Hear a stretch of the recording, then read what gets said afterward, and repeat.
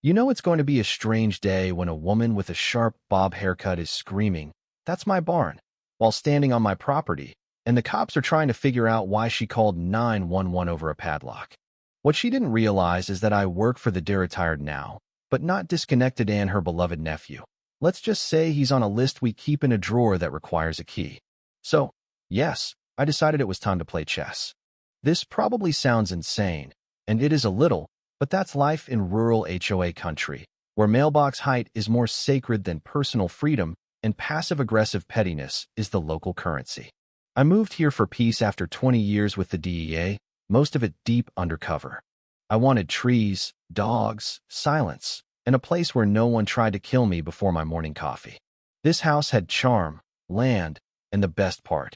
It was a few feet outside the HOA boundary close enough to hear their wine and wine meetings, but far enough to legally ignore them. That little detail? It triggered everything. See, I have a barn, a big, fire engine red beauty with weathered character. I bought it from the previous owner, a Revolutionary War reenactor with questionable hobbies, but impeccable carpentry skills. I store tools there, a few rescue dogs, gardening supplies private, fenced, locked, all legal. But to her let's call her Deborah because, of course, it would be Deborah Hitt was an abomination, a red scar against her manicured beige existence. It started small, a note on my door. Friendly reminder. Neutral tones are preferred in our community. Please consider repainting. I threw it out. Next week, a couple of HOA flyers in my mailbox illegal, by the way, since I'm not part of the HOA. I told her, politely, to leave me out of her suburban dictatorship. That's when she went full tyrant. The clipboard appeared. The speed walking past my fence with long telephoto lenses. The measuring tape she actually pretended to stretch while measuring my fence height one morning. I said nothing. But then, one day, the barn door was open. I lock it every night, always have. Nothing was missing, but someone had been inside. That's when I installed cameras, not flashy ones, just trail cams. I wasn't tracking raccoons. I was tracking pests of a different sort. Next night, motion alert. 2 teenage boys. One of them her nephew, let's call him Dylan, because, of course. They're hanging out inside my barn, smoking something not legal and making a mess. I didn't call the cops, not yet. I moved anything valuable out, replaced the lock with a commercial-grade beast, and filed every second of footage away. Next morning, Deborah marched down my driveway like a general, furious that the kids were scared they couldn't get in. Furious I locked the barn without notifying the neighborhood. I told her, very calmly, "This is my land. Unless your nephew has a key to federal property, which he doesn't, this shouldn't be inside." She pulled out her phone and called 911, claiming I was illegally detaining public property and had locked up a community resource. The officers arrived 10 minutes later, confusion all over their faces. I showed them the deed, the footage, and the HOA exemption. One of them pulled me aside and asked, "What's your background again?" "Federal," I said, flashing the corner of an old badge. "Retired-ish." They nodded and left. She babbled about legal action, but I had already won. Because what Deborah didn't know is that her precious nephew had just triggered a deeper investigation. One quick background check, and there he was, Dylan, known associate of a mid-level dealer in the next county. I fed that intel to a contact, and suddenly my barn was a dot on a federal map. And I was no longer just a neighbor, I was an asset. Over the next week, she escalated. Zoning complaints, anonymous letters, a voicemail pitched low and clumsy, pretending to be code enforcement. I sent it to a friend at the county clerk's office. They confirmed no such complaint existed, but were interested in someone impersonating an officer. Then came the night that changed everything. Motion alert, not the boys this time. It was Deborah, alone in the barn, holding something she shouldn't have. I zoomed in, a small metal box, part of an active DEA investigation. She wasn't just trespassing now, she was tampering. I recorded every second. I didn't confront her, I let her walk out, smug and clueless.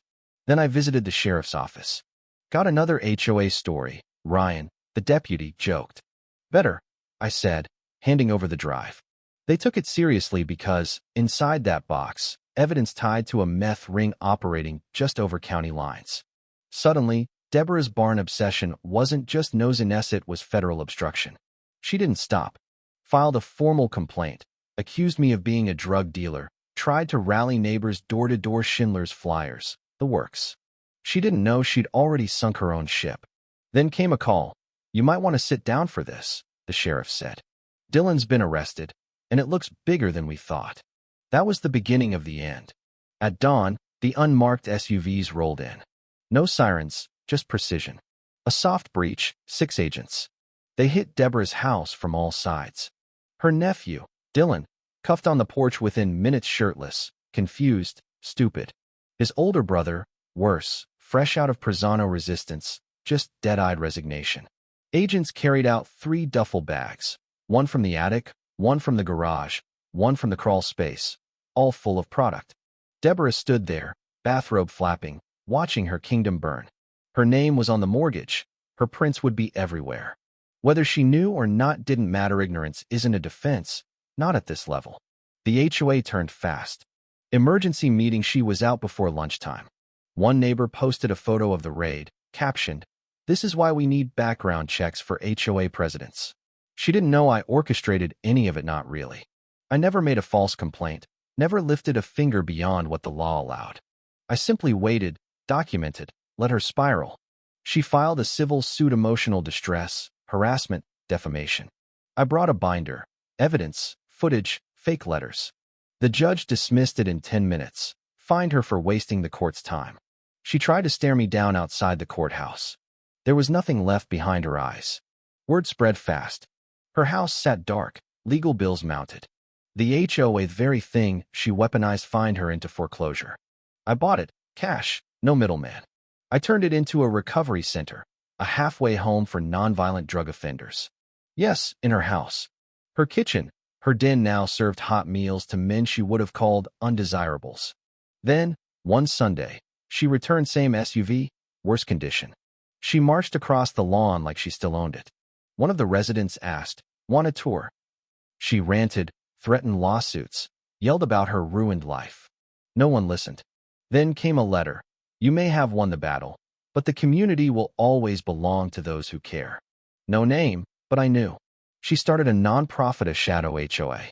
Flyers went out, pink paper stock, clip art. She even used the old logo, legally murky, definitely. So, I threw a party. Big one. Banner read, "Not under your authority." Half the town came, the sheriff too. Deborah watched from across the street. Her nonprofit quietly dissolved. Months later, a photo of my barn arrived. No message, just that. I taped it to the fridge beside the foreclosure receipt. She was done, not by my hand, by her own. Last week, I got a notice from the county. A new HOA had formed, 2 neighborhoods over. Vice Chair of Aesthetic Compliance, Linda Perry. I almost felt bad for them.